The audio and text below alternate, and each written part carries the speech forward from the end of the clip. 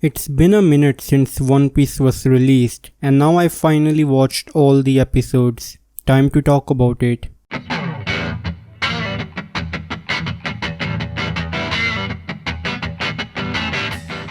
Hello everyone, this is ICABase here and today we are going to talk about One Piece. But before we get started, don't forget to hit the like and subscribe button. I've already made a review on this show after I watched the first 2 episodes. And now that I watched the whole show, it's time to review it as a whole. I have to warn you that my opinion on this show has not changed. I still think that it's a great show, but after watching it completely, there are some things that need to be addressed. I want to talk about some adaptation limitations, mainly adapting the story. It's a bit of a minor criticism, but I feel like that it's worth to mention at least a little bit, and it is that this show just smoothly sails from one major thing to the next, and this probably doesn't sound bad, but let me try and explain it. This show has a lot of material to adapt and it does it well enough, but when I think about the anime felt like an adventure. This show doesn't feel like an adventure. It feels like in episode 1 Luffy is gathering his crew, then on the next day he's fighting with Buggy, then on the next day he's fighting with the Fishman Pirates, and on the next day he fights with Arlong, and that's the end of the show. I guess you kind of get the point that I'm trying to make. This show cuts a lot of what you might call filler, but I think that made the whole anime feel like an adventure.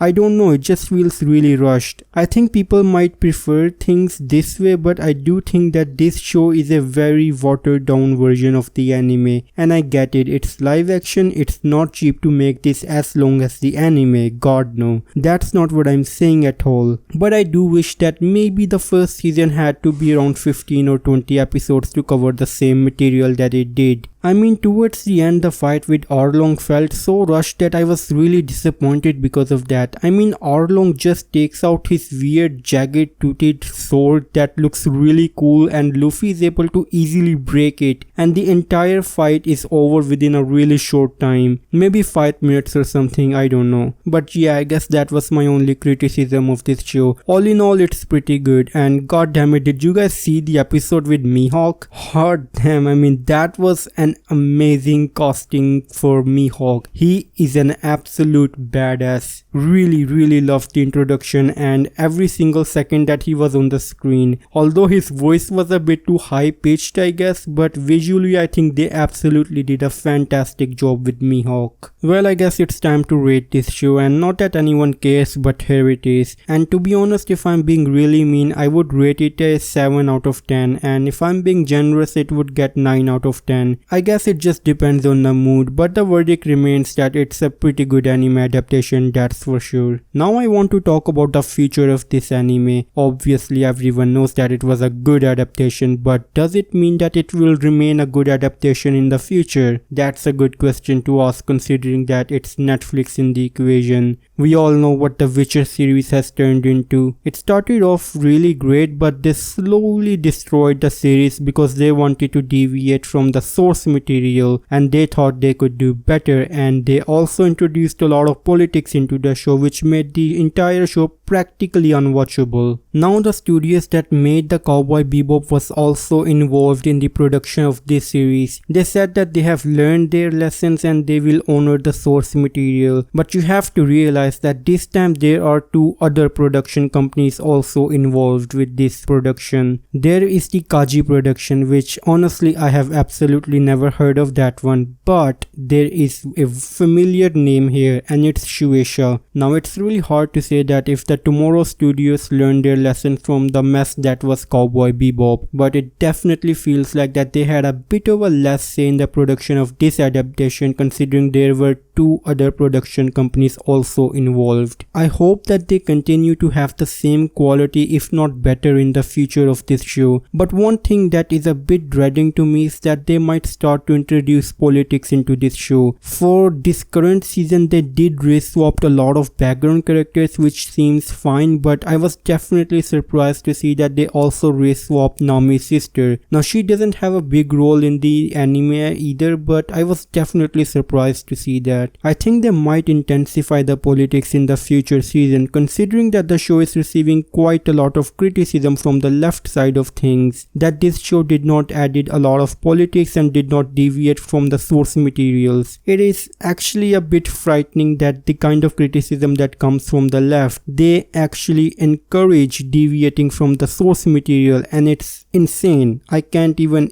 imagine that someone would say that. But if Netflix is listening to these guys, then they will only make failed shows like The Witcher and the Cowboy Bebop, and I hope that this show does not suffer from the same fate. In any case, I'm definitely looking forward to the future of this series. With that said, this is it for this video. Let me know your thoughts in the comments down below, and as always, it's time for a goodbye.